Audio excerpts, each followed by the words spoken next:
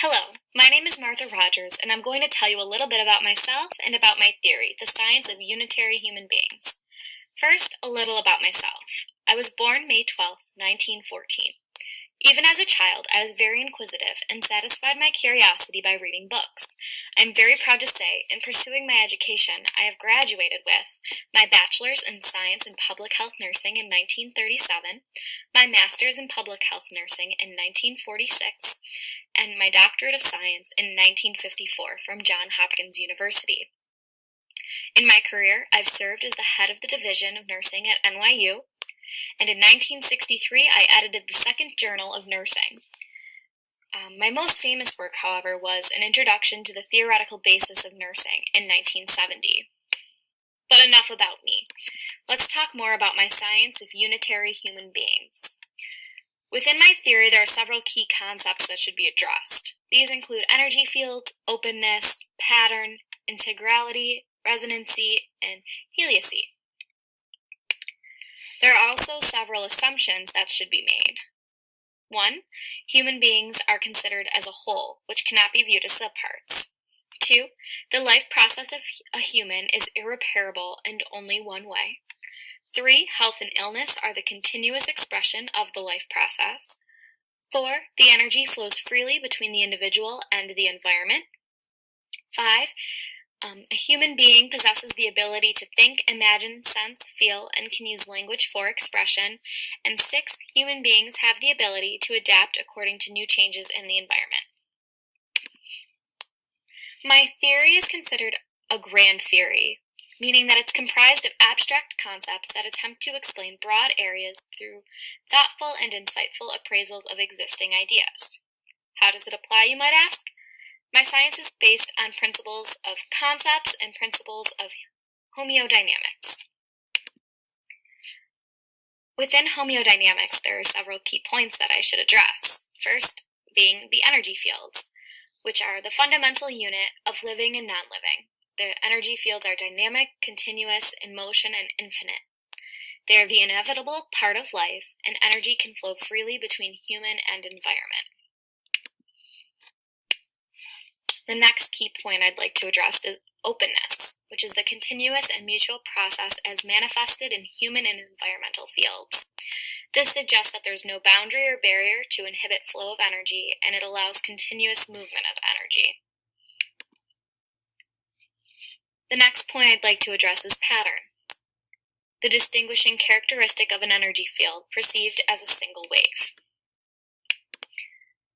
Now, the following components are principles of homeodynamics, which are principles postulating the nature and direction of unitary human development.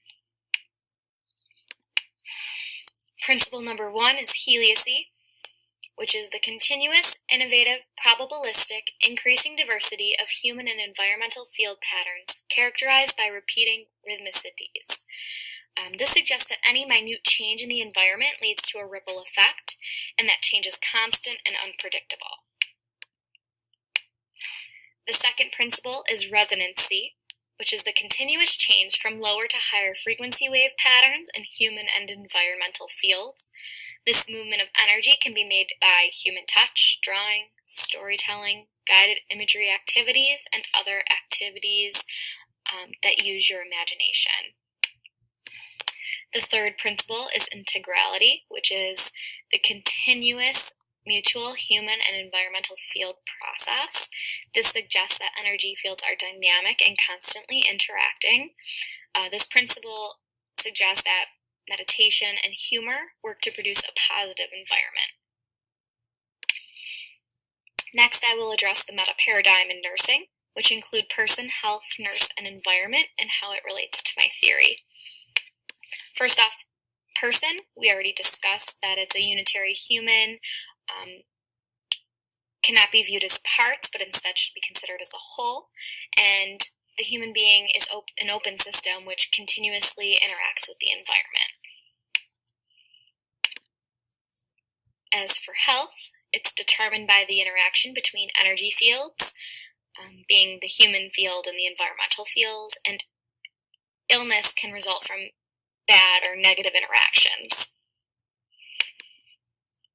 For the nurse, we understand that nursing is science and art. It maintains an energy field conductive for the patient, and nursing actions direct the interaction of a person and environment to maximize health potential. And finally, the environment. It includes the entire energy field other than the individual person. And these energy fields are irreducible, not limited by space or time, identified by its pattern and organization. The next part of this presentation is with regards to the nursing research study that used my theory as its conceptual framework. 3 researchers, Dunn, Price, and Nieder, used my theory in order to observe for manifestations for rural caregivers of people with dementia. And those 4 components include access to healthcare, unique rural needs, application of knowledge, and rural competence. Basically, their conclusions include that principles of homeodynamics convey the dynamic changes of rural living, and that there is creative potential to experience patterns of life and human freedom to maximize caregivers of persons with dementia in rural communities in optimal health, well-being, and quality of life. In my own experience, I know that my theory definitely applies in cases where patients are asking for more medication in terms of they're increasing pain, but it's too early to administer more medication. And some nursing interventions in such a scenario include non-invasive actions such as guided imagery, humor, therapeutic touch, music, all of which are used to increase the potential of the patient. The most important part should be placed on management of pain, supportive psychotherapy, and rehabilitation of the patient. Overall, my theory is definitely an application in nursing, and hopefully you'll be able to use my theory to increase your quality of patient care. Thank you for listening. I hope you enjoyed.